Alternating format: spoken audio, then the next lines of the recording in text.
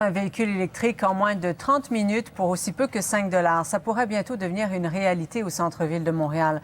La métropole souhaite devenir un modèle d'électrification des transports en Amérique du Nord. Et pour ça, Michel, l'administration Coderre va multiplier les bornes de recharge d'ici 5 ans.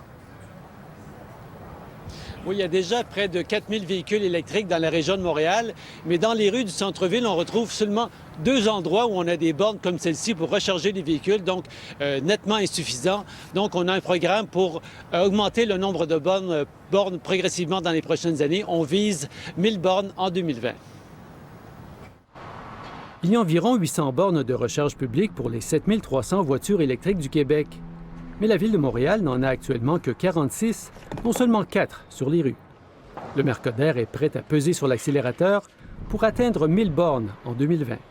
D'ici le printemps, 106 nouvelles bornes de recharge seront installées sur les rues du centre-ville. Chez vous et tout ça, Montréal, le Québec est très sensible à la voiture électrique. On en achète de plus en plus. Et là, on leur dit, bien, on va avoir l'infrastructure qui va avec. Le gouvernement du Québec, qui annonçait il y a 2 semaines un investissement de 420 millions sur 5 ans pour l'électrification des transports, paiera la moitié de ces bornes. 50 des véhicules électriques se trouvent à Montréal. Est-ce que c'était une bonne idée de recevoir cette demande de M. Coderre puis cette initiative à mettre sur pied? La réponse c'est oui. Mais en même temps, je vous dis que 50 de tous les véhicules vendus au Canada sont achetés au Québec. Les nouvelles bornes permettront de recharger presque complètement son véhicule en 30 minutes pour environ 5 $. On voit qu'on a fait des pas de géant, à la fois dans le domaine technologique, à la fois le travail acharné d'Hydro-Québec. Montréal fera aussi passer à 80 le nombre de bornes de recharge dans les stationnements. Elle mise aussi sur une nouvelle flotte d'autobus électriques. Parallèlement, une flotte de taxis de 50 voitures électriques Tesla sera mise en service à Montréal dès le mois prochain.